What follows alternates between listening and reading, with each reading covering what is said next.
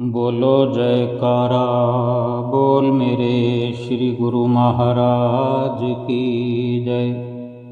सभी गुरुमुख प्रेमियों से सप्रेम जय सच्चिदानंद। सत्संग की हम वार्ता करते हैं, सत्संग की चर्चा करते हैं, सत्संग का बखान करते हैं कि हम सत्संग सुनने जा रहे हैं, सत्संग हो रहा है, सत्संग कर रहे हैं। सत्संग का असली मकसद, सत्संग के मायने जो हैं, सत्संग का जो अर्थ है, सत्संग का मतलब है कि सत्य का संग करना, सत्य की संगत करना, सत्य धारण करना। सत्य का मतलब होता है कि जो सदा से है, सदा से था, है और सदा रहने वाला है। सतगुरु सत्य स्वरूप है और उनका पवित्र साथ, उनका पावन संग भी जो है सत्य है। सत्य का संग ही अगर सत्संग है तो फिर सतगुरु सत्य स्वरूप हैं, सत्य के अवतार हैं, अविनाशी हैं, तो उनका भी संग सत्संग ही हुआ। गुरबाणी में आता है कि सत्संगत कैसी जानिए, जिथे इको नाम वखानिए। यानी सत्संग उसे कहा जाता है जहाँ केवल नाम या नामी की चर्चा होती है। भगवान के नाम की चर्चा या भगवान की चर्चा होती है, वही वास्तव में सत्संग कहलाता है। यानी सत्य का संग, नाम सत्य है, सतगुरु स्वयं सत्य स्वरूप हैं और इसी प्रकार की चर्चा सत्संग भी कहती है, सत्संगत भी कहती है। सत्संग का प्राप्त होना सतगुरु की अनंत अनंत कृपाओं में से एक विशेष कृपा है। सतगुरु की कितनी ही कृपाएं सेवकों पर हुआ करती हैं, उन्हीं कृपाओं में से एक बड़ी कृपा ये है कि ये विशेष कृपा है, इसीलिए नित्य प्रति बड़े प्रेम से सुने भी, उन वचनों पर अमल भी करें, सतगुरु की नज़दीकी प्राप्त करें। जो सत्संग का प्राप्त होना है वो सतगुरु की असीम कृपा के बिना संभव नहीं है। सत्संग का एक वचन भी जीव का कल्याण कर सकता है और हर वचन को हृदय धारण करने का गुरुमुख को सदैव प्रयास करना चाहिए। क्या जाने किस वचन से उद्धार हो जाए, कल्याण हो जाए। सत्संग हमारे मनुष्य जीवन का दर्पण और हमारी आत्मा का परिचायक होता है। हमारे अधिकतर अपने सभी सवालों के उत्तर जो हैं संतों की वाणियों से मिलते हैं। ये भी सतगुरु की असीम असीम कृपा है। सत्संग एक दायरा होता है। गुरुमुख के लिए एक लक्ष्मण रेखा होती है, सुरक्षा कवच भी कह सकते हैं।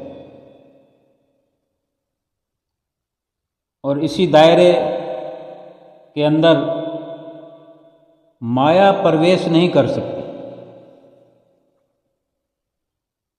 जहाँ भी सत्संग की लक्ष्मण रेखा खींची होती है, सत्संग का दायरा बना होता है। जितना गुरुमुख प्रेमियों ने अपना सत्संग का दायरा बना रखा है, उस दायरे के भीतर, यानी ये सुरक्षा कवच है, लक्ष्मण रेखा है, जिस भी गुरुमुख ने, जिस भी सेवक ने सत्य का संग करते हुए इस लक्ष्मण रेखा के भीतर अपने आप को रखा हुआ है, इस दायरे के भीतर फिर माया प्रवेश नहीं कर सकती। माया तभी गुरुमुखों के हृदय में प्रवेश करती है, कर सकती है, जब गुरुमुख स्वयं उस दायरे को तोड़कर स्वयं माया के संपर्क में आ जाते हैं। यानी जब इस प्रकार की गलती सेवक से, गुरुमुख से हो जाए, उस दायरे को तोड़ दें, उस लक्ष्मण रेखा को लांघ कर स्वयं माया की गिरफ्त में आ जाए, तभी माया प्रवेश करती है उस दायरे में। जिस प्रकार सत्य का संग करना सत्संग कहलाता है, वैसे ही जब गुरुमुख जन सतगुरु द्वारा बख्शे हुए पवित्र नाम का चिंतन करते हैं तो वो भी सत्संग ही होता है, क्योंकि नाम का जाप हमें सत्य स्वरूप अर्थात सतगुरु के दिव्य रूप के दर्शन कराता है। जैसे जैसे सेवक सत्य के संग को गहरा करते जाते हैं, अपना ये दायरा सत्य संग का बढ़ाते जाते हैं, पवित्र नाम का चिंतन जो नित्य प्रति करते हुए अधिक से अधिक समय बढ़ाते जाते हैं, नाम के साथ लिव लगाते जाते हैं, सतगुरु के दिव्य स्वरूप के दर्शन के अधिकारी बनते जाते हैं। इसका यही सीधा मतलब हुआ कि अगर सेवक चाहे तो ये सारी उपलब्धि स्वयं के प्रयास से, पुरुषार्थ से प्राप्त कर सकता है। सत्संग ही जब हमारे जीवन का एक आईना है, हमारी आत्मा का परिचायक है, और सभी उत्तर हमें जब संतों महापुरुषों की वाणियों से मिल जाते हैं तो हमारा ये फर्ज बनता है कि हम वाणियों को, संतों के वचनों को टटोल टटोल कर कि उन वचनों में क्या रहस्य भरे हुए हैं, क्या राज हैं उनमें गहरे, बार बार कोशिश करें, उनको समझने का अथक प्रयास करें, हर शब्द की गहराई को समझने की कोशिश करें कि हमारी कौन सी दुविधा, कौन से संशय का निवारण किस प्रकार के संतों के वचनों से हो रहा है, कैसे हमें उन शब्दों से हमारे प्रश्नों का उत्तर मिल रहा है। इस प्रकार हम अपने सवालों को, अपने संशयों को और महापुरुषों के वचनों को बड़े ही गहरे प्रकार से समझने का प्रयास करें। केवल सत्य का संग समझ में आ जाए, सत्य की समझ आ जाए, सत्य पर चलना आ जाए, सत्य बोलना आ जाए, सत्य सुनना आ जाए, सत्य की समझ हो जाए, सत्य का अर्थ समझ में आ जाए, जो कि सदा से था, आज है और फिर आगे भी रहेगा। और फिर इसी प्रकार सत्य को समझते हुए सत्य का हम संग कर पाएं, सत्य का संग करते चले जाएं और सत्य को अपनाएं, फिर सही मायने में हम समझ पाएंगे कि हमने किस प्रकार सत्संग किया, सत्संग सुना, सत्य को अपनाया। लेकिन जब तक इस प्रकार समझ में ना आएगा, तब तक हम इस सत्संग का लाभ नहीं उठा सकते। क्योंकि हम भली भांति ये जानते हैं कि जब तक किसी वस्तु की कीमत अदा नहीं की जाएगी, उचित कीमत किसी वस्तु की अदा किए बिना उसको पाया नहीं जा सकता। सत्य की भी अगर लखता करनी है, सत्य को प्राप्त करना है, सत्य को अपनाना है, तो इसकी भी कीमत अदा किए बिना इसको नहीं पाया जा सकता। और हर वस्तु की अपनी कीमत होती है। इसकी जो सत्य की प्राप्ति की जो कीमत अधिक से अधिक क्या हो सकती है कि सतगुरु जो स्वयं सत्य स्वरूप हैं,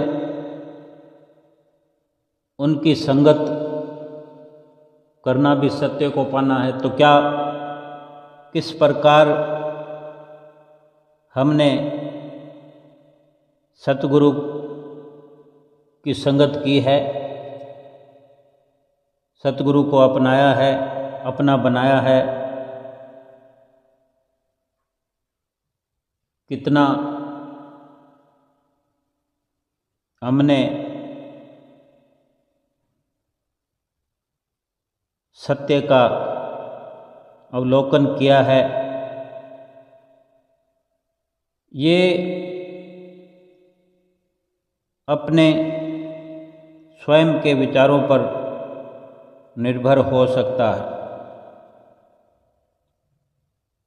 किसी भी वस्तु की उचित कीमत अदा किए बिना प्राप्ति नहीं हो सकती। जैसे किसी वस्तु को बाजार से लेने जाते हैं, उसका उचित मूल्य अदा करने से प्राप्त हो जाती है। इसी प्रकार जीवन में भी जो हम प्राप्त करते हैं, सबका कुछ न कुछ मूल्य चुकाना ही पड़ता है। स्वामी विवेकानंद जी ने कहा है, एक जगह कहा करते थे कि महान त्याग के बिना महान लक्ष्य को पाना संभव नहीं है। अगर आपके जीवन का लक्ष्य महान है तो ये तो इस विचार को छोड़ दीजिए कि बिना त्याग और समर्पण के उसे प्राप्त कर सकते हैं। यानी जो महान लक्ष्य को अपने भीतर धारण किए हुए महान लक्ष्य की प्राप्ति अगर करना है तो उसके लिए बड़ी कुर्बानी, बड़ा त्याग करने की और बड़ा समर्पण करने की भी ज़रूरत है। नींव जितनी गहरी होगी, भवन उतना ही ऊंचा और मजबूत बन पाएगा। यानी जितना बड़ा लक्ष्य उतनी गहरी नींव होनी चाहिए। तो हम स्वयं अपने विचारों से समझ सकते हैं, अपने विचारों की गहराई को समझ सकते हैं कि हमारे विचारों की गहराई कितनी है। हमको बड़ी से बड़ी जो महान वस्तु है, जो हमारा लक्ष्य है,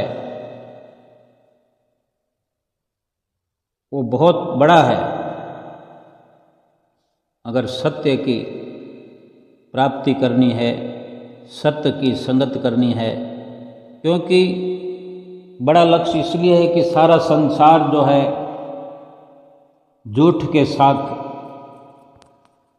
चल रहा है, झूठ को अपनाए हुए है और झूठ का साथ दे रहा है।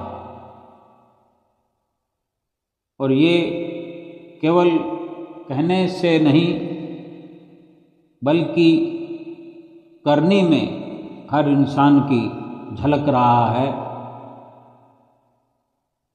कि उसी प्रकार की कार्यवाही आम दुनियादार सभी संसार के लोग झूठे रास्ते पर चल के झूठी वस्तुओं की ख्वाहिश करते हुए झूठे संसार को अपने भीतर लिए हुए जीवन व्यतीत कर रहे हैं। अगर वो ख्याल करें कि मैं सत्य को अपना लूं, सत्य स्वरूप मालिक के नाम को प्राप्त करूं, उसका लाभ उठाऊं, करनी तो उनकी झूठ वाली और कथनी सत्य वाली। जितना जैसा त्याग होगा वैसी सफलता प्राप्त होगी। अगर महान लक्ष्य की प्राप्ति करनी है तो महान त्याग भी करना पड़ेगा। बड़ा लक्ष्य बड़े त्याग के बिना नहीं प्राप्त होता। कई मुसीबतों का सामना भी करना पड़ता है। कई प्रहार सहने के बाद पत्थर के भीतर छिपा हुआ ईश्वर का रूप भी प्रकट हो जाता है। अगर चोटी तक पहुंचना है तो रास्ते के कंकर पत्थर जो पैरों में लगते हैं, उनसे प्राप्त होने वाले जो कष्ट होते हैं उनको भुलाते हुए, उनको नज़रअंदाज करते हुए चलते रहना पड़ेगा। ये जो सत्य की दौलत है, नाम की दौलत है, ये भक्ति जो एक खजाना कहा है महापुरुषों ने, परमात्मा के नाम का धन है ये सत्य स्वरूप खजाना जो है, इसकी कोई कमी नहीं है। लेकिन जब तक इसकी उचित प्रकार से समझ नहीं प्राप्त होगी, तरीका नहीं समझ आएगा, तब तक ये लक्ष्य बहुत ही मुश्किल बना रहेगा। इसको हासिल करना बहुत ही मुश्किल है। और जब समझ आ जाए कि सत्य क्या है, नाम क्या है, नाम का धन क्या है, भक्ति क्या है। गुरुवाणी में गुरु अर्जन देव महाराज जी कथन करते हैं, ए धन अखुट न खुट्टे न जाई, पूरे सतगुरु दिया बताई कि ये धन परमात्मा के नाम का ऐसा धन है जो ना तो नाश होता है, ना इसमें कमी आती है। यानी सतगुरु की कृपा और जीव के पुरुषार्थ से रोज का रोज बढ़ता ही जाता है, बढ़ता ही जाता है। और एक गुरमुख जिसे पूरे सतगुरु ने नाम दान दिया है, वो दिन प्रतिदिन इस भक्ति धन से मालो माल होता रहता है। संसार के झूठे धन को संभालने की जरूरत होती है, छुपाने की जरूरत होती है, और उसकी मात्रा भी निश्चित होती है, कहीं ना कहीं गिनती में आ जाता है। कितना कमाया, कितना खर्च किया, लेकिन जो भक्ति का धन है, नाम का धन है, ये अखुट है, ना तो कभी खत्म होता है और बढ़ता ऐसे है कि बिना प्रयास के बढ़ता चला जाता है। अगर इसमें लगे रहते हैं, इसकी प्राप्ति करने में, जो महापुरुषों ने नित्य प्रति नाम जपने की युक्ति बताई है, उस प्रकार से अपना श्वासों का धन खर्च करते रहते हैं, अपने अनमोल श्वासों को इस नाम जपने में लगाते रहते हैं, लगाए रखते हैं। ये प्रतिदिन जाने कितना बढ़ रहा है, बढ़ता चला जाएगा, क्योंकि इस नाम की बख्शिश सतगुरु से प्राप्त हुई है। परिपूर्ण सतगुरु जो स्वयं सत्य स्वरूप है, जो इस भक्ति के दाता है, इस नाम की बख्शिश करने वाले स्वयं इस सृष्टि के विधाता है, स्वयं करण करावन हार है। उन्हीं की कृपा के कारण ये भक्ति का धन हर पल हर दिन बड़े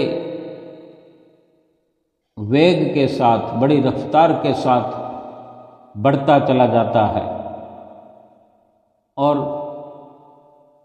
इसको किसी प्रकार का लुट जाने का,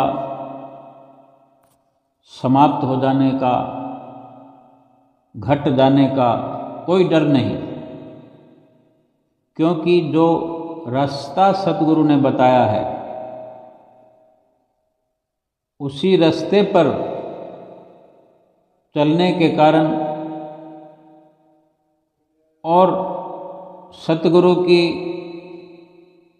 कृपा के कारण, सतगुरु की दया के कारण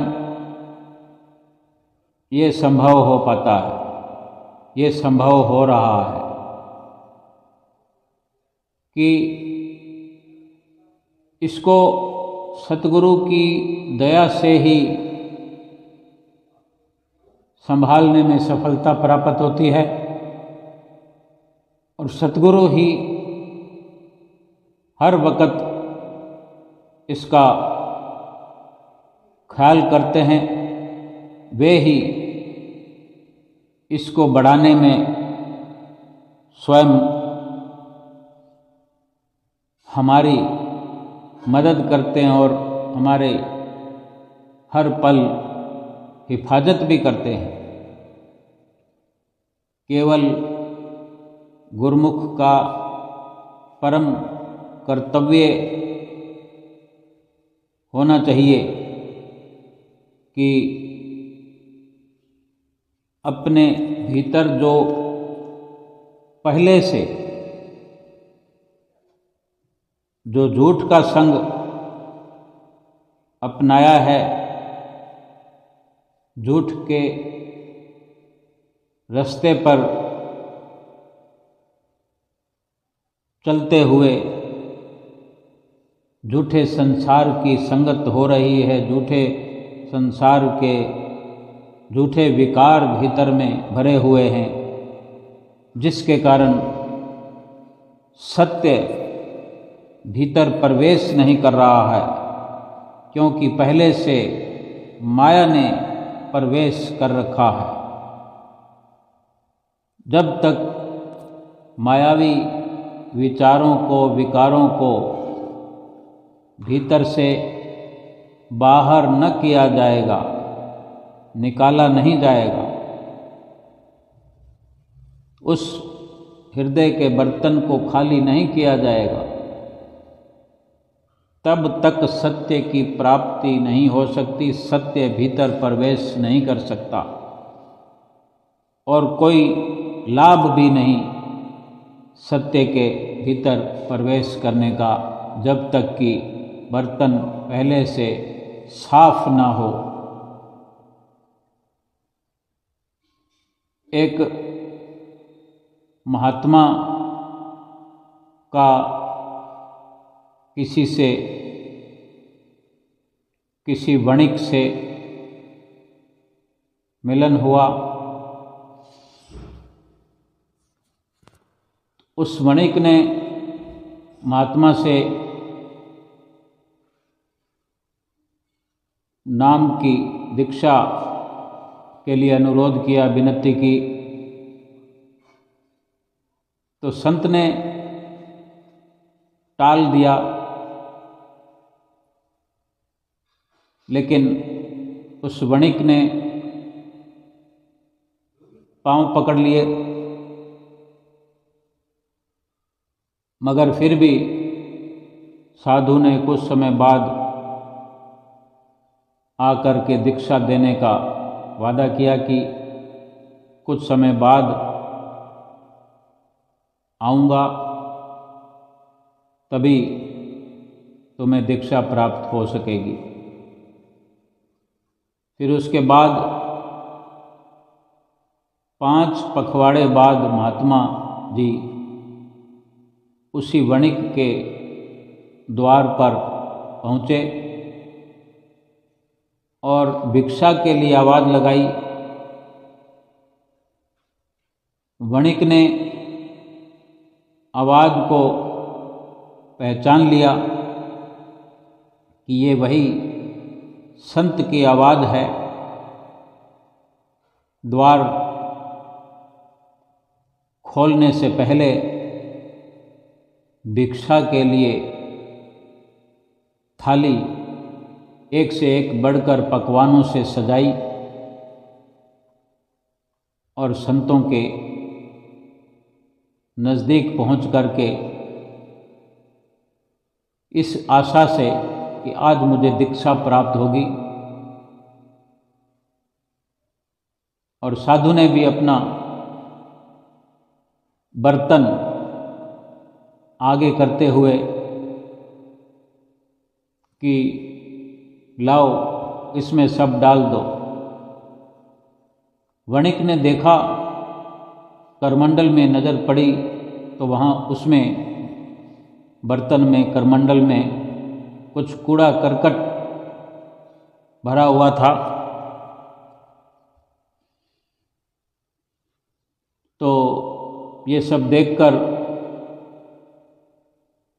वणिक ने कहा, महात्मा जी आपका कमंडल तो बहुत गंदा है,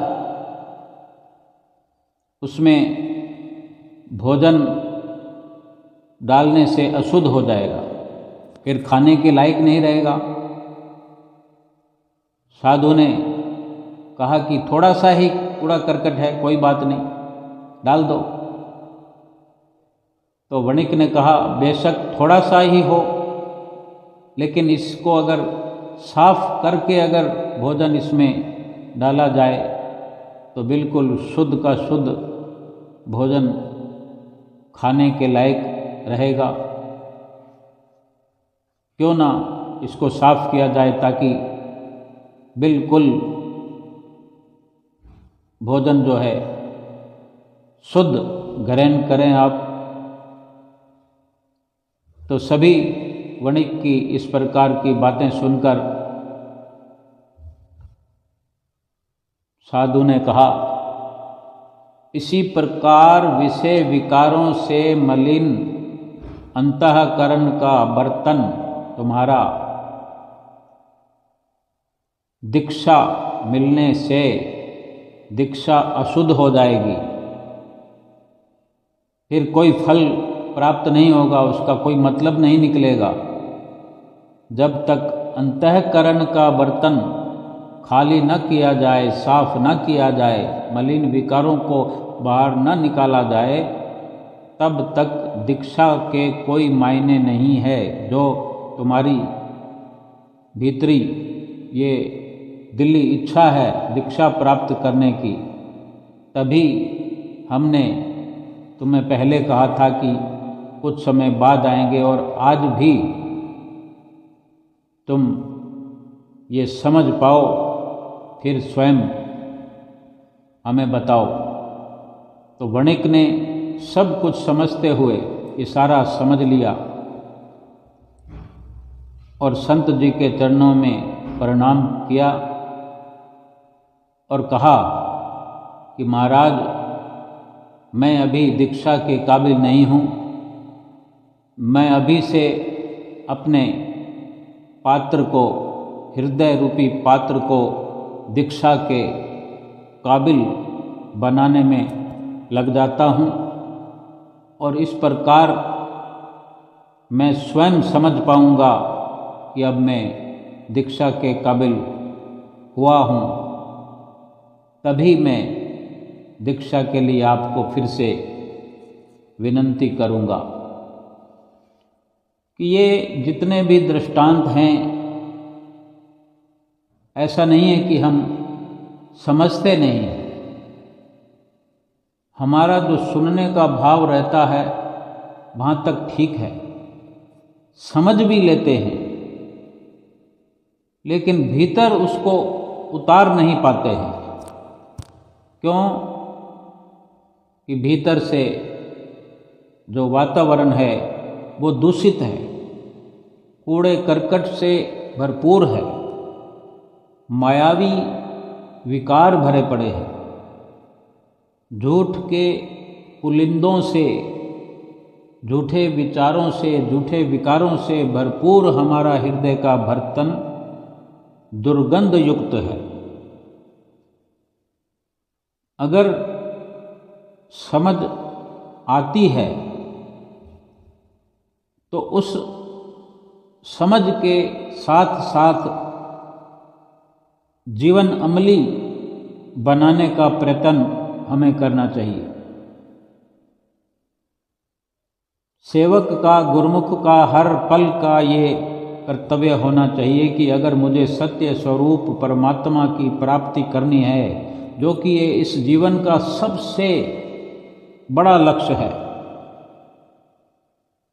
सबसे बड़ी ये चाहना है, इस दुनिया में भगवान की प्राप्ति के अलावा भगवान की प्राप्ति से कोई बड़ा लक्ष्य हो ही नहीं सकता।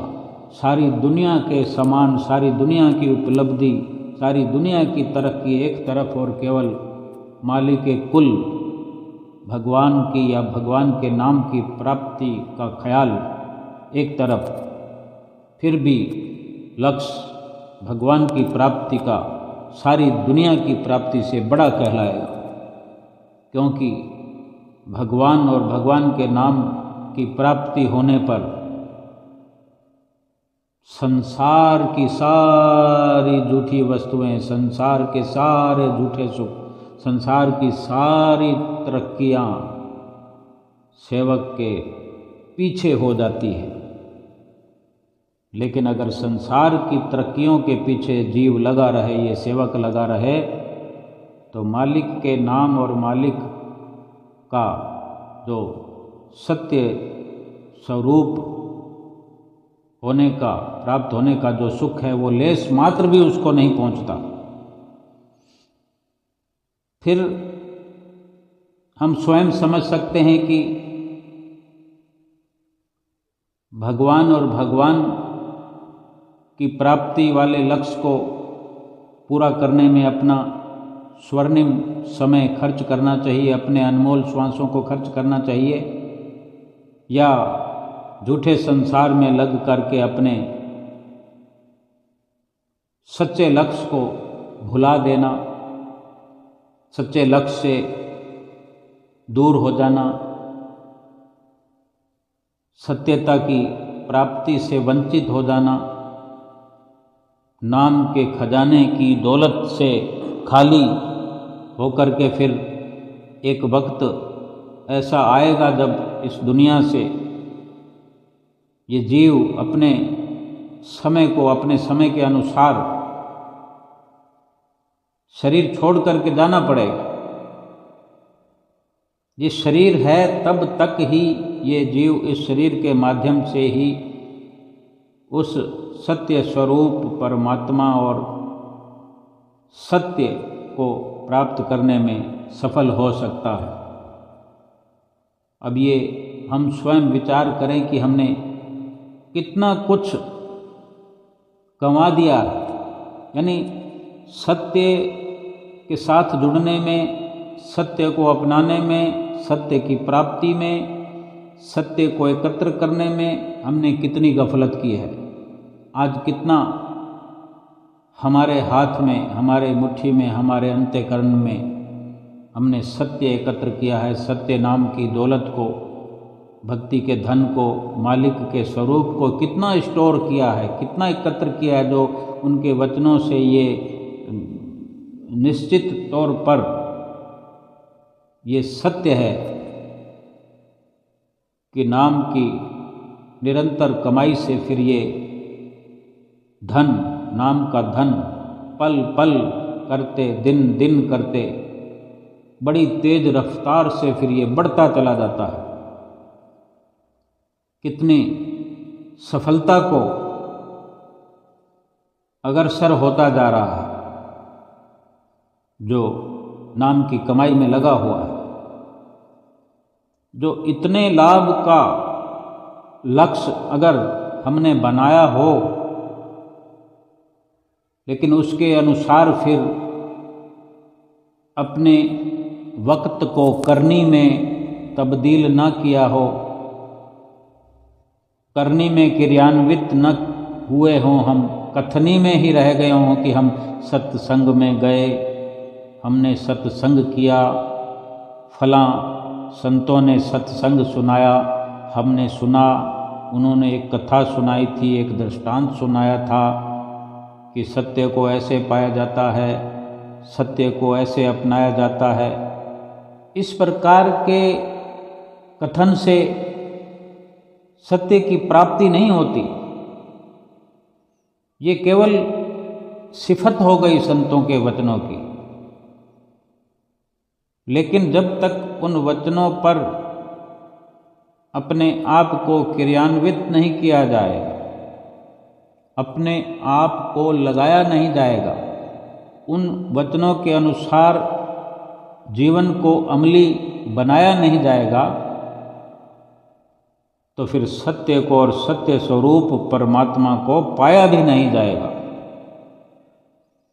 और इस प्रकार से कथन करते हुए हम स्वयं विचार करें कि कितना समय हमने गंवा दिया है, कितने श्वास लुटा दिए हैं, और ये विचार करें कि क्या कुछ बाकी बचा भी है। एक बार अनुमान लगाकर देखें कि कितना कुछ बचा है, कितने श्वास बचे हैं, कितनी उम्र बची है, कितनी सेहत शरीर की बची हुई है। क्योंकि जब तक सेहतमंद इंसान होता है, जितनी सेहत होती है, जितनी ताकत होती है, ताकत के अनुसार ही कार्य होता है। आज विचार करने की ज़रूरत है, विचार करना चाहिए कि कितनी बची है ताकत इस शरीर में।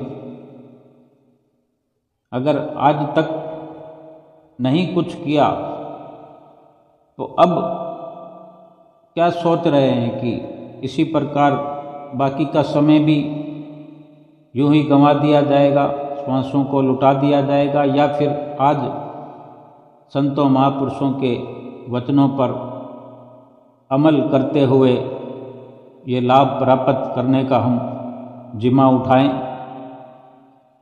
इस लक्ष्य को प्राप्त करने के लिए धुन सवार हो जाए, अपने भीतर एक धुन सवार करते हुए इस लक्ष्य की प्राप्ति में लग जाएं। सत्य स्वरूप परमात्मा को अपने भीतर बिठाने के लिए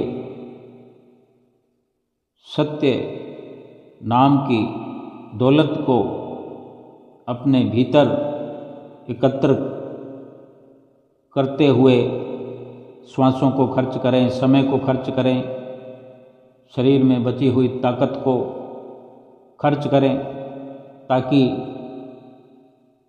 जो इस संसार में आने का हमारा लक्ष्य है वो पूरा हो जाए, हमारा मकसद पूरा हो जाए। और इस प्रकार अगर सत्य स्वरूप परमात्मा को प्राप्त करने की हम सफलता प्राप्त कर पाएं तो हमारे लिए ये स्वर्णिम लक्ष्य की प्राप्ति के साथ साथ अपने जीवन की सफलता कहलाएगी। जीवन का वास्तविक लक्ष्य पूरा हो जाएगा, मकसद पूरा हो जाएगा और महापुरुषों की प्रसन्नता प्राप्त होगी।